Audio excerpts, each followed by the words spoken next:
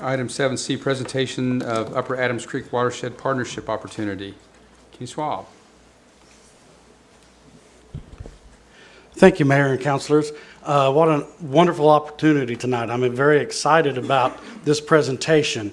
It's not often that a city and possibly a school can be on the cutting edge, and I think that's exactly what we're going to be able to present to you tonight, especially with the installation of new Youth City Council. And just recently, we received word that Broken Arrow Public Schools had the State Teacher of the Year, Donna Grottle, and we've been working with her on this, this approach. So let me talk just a little bit about Upper Adams Creek Watershed Corridor. The Adams Creek is a very large watershed, but the one that I'm actually talking about really, it runs basically, and I'll turn around and point a little bit. That's Highway 51. So it runs south of Highway 51, picks up right around College, and will drain north towards Adams Creek. So you're going to pick up a little bit of Tiger Hill. Far on the west side would be First Baptist Church, and then it goes all the way to County Line, 23rd Street. It'll go through the high school and that area. It's about 2.5 square miles, largely residential, some commercial, some agricultural. So you've got totally different type of pollutants. Now moving in a little bit closer, down in the bottom left is Highway 51. And you can see the buildings right down here. That's going to be the shops at Broken Arrow. So that's right there where the Olive Garden, the Target, the Dick's, the Cinemark on the other side. And if you've driven through that along Hillside Drive, you'll notice that there's a creek and some what appears to be a wetlands. It is a wetlands. It's a regulatory wetlands. It'll drain to the north through Broken Arrow property, cross Broken Arrow Public Schools, and that's the big yellow square that you see. That's the high school and the early childhood center and then the elementary school. It crosses them and then crosses under Albany 61st Street back onto our property, the regional detention pond, and then flows on into Adams Creek. You could actually walk from roughly the Olive Garden along that creek all the way to Neen House Park, and you never leave Broken Arrow City property or Broken Arrow Public Schools. So that gives us an opportunity that we believe is unique and unprecedented. Our vision. What if we partnered together and utilize the existing regional detention facility right across from the school, the natural floodplains in between the wetlands, which would right there at Dick's, and then the regional detention pond, and then the regulatory wetlands right there at behind Dick's Sporting Goods, that area. What if we partnered with them to really do three things? Make sure that we provide adequate floodplain. That's a responsibility of the government. We need to make sure that we keep our floodplains and the detention there and flood control. What if we improve the water quality through there? What if we increased or enhanced the habitat, the natural habitat? Those are the three goals that we have in mind in this vision.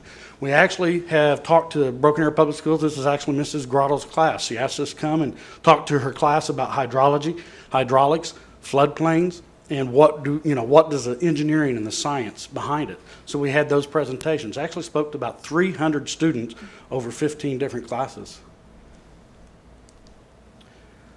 Just a few pictures here. The upper left hand is of the wetlands right there. That's actually looking towards the Cinemark Theater. And then the upper right and the lower left are the floodplains. One is on the school property, and then the other is in actually City of Broken Arrow. Pretty clean, pretty open for a floodplain.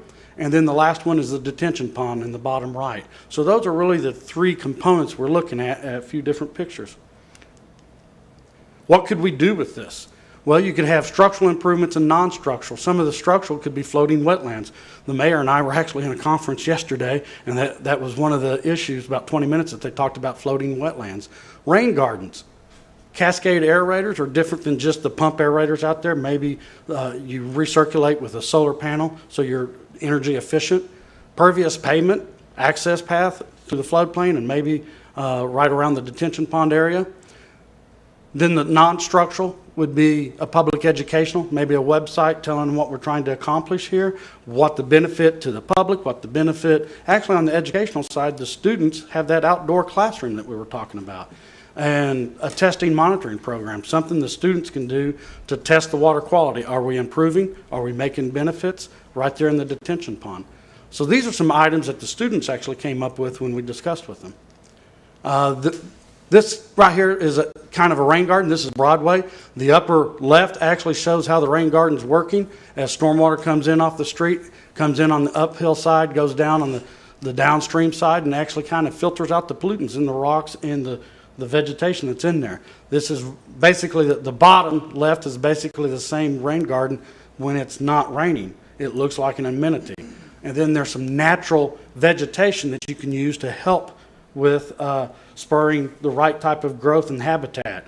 In the ponds, we want increased dissolved oxygen, better for the biological life. Also, try to reduce algae. So these are some ideas that we've kicked around, very inexpensive, and what are some of the benefits? First, it provides public education and participation. That meets with a component of our citywide stormwater permit that we have with the state of Oklahoma through DEQ. We have to do this education process as part of the permit, so that complies.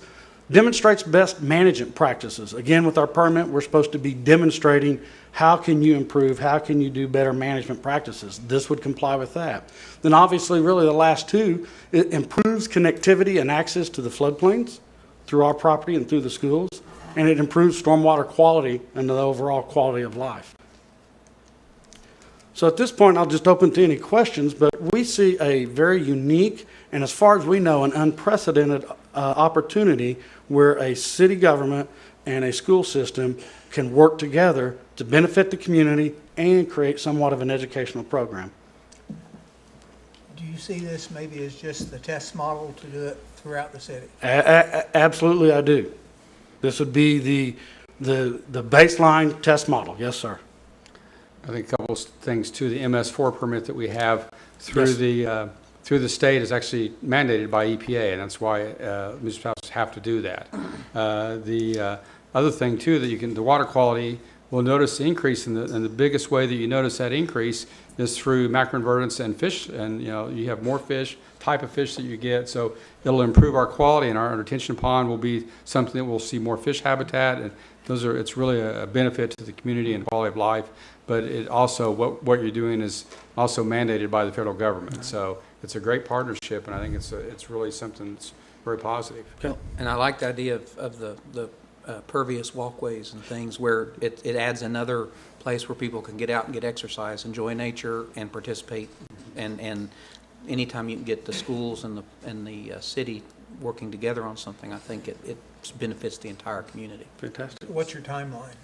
Well, right now we've kind of established the vision and we want to start implementing. But one of the first things that we want to do is meet with the students and the teachers, and we've kind of started that, but actually create a land plan so we know what we're doing. So I'd like to be doing that this semester, and then next semester really start maybe implementing a few of the ideas over the period of time.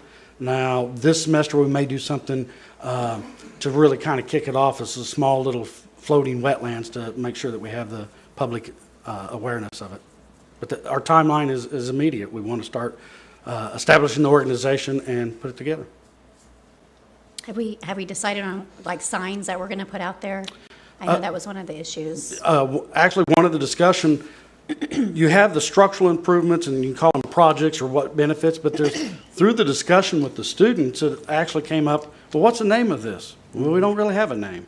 Well, what's the name of the creek? Well, engineers are very creative. We came up with Tributary E. Oh, Yes, E. E. That's the official name of it right now. impressive. Impressive. So what we thought we would do I. Give it to the students? is that exactly. Well, students, why don't we name this? They actually came up with, well, can we get a website, a social media, and put information out? And a part of that was signs. If you've got tall grass in a certain area, and what are you trying to accomplish with that? Could we put out a some teaching information. sign, educational sign? With City of Broken Arrow having their own sign shop, it's a cost of materials. So it's very cost effective. So, I mean, this really began to grow very quickly. I'm sure Miss Grotto had a lot of ideas for She you. did. We sent her away to get an award. The big one, yeah. That's great. So, Yeah. I would make a motion to direct staff to proceed in developing a collaborative partnership between the city of Broken Arrow and the Broken Arrow Public Schools with respect to the Upper Adams Creek Watershed. Second? Motion second, any discussion? Roll call, please. Wimpy, Yes. Parks. Yes. Lester, Yes. Moody, Yes. Thurman. Yes, Thank you very much. Thank you. thank you.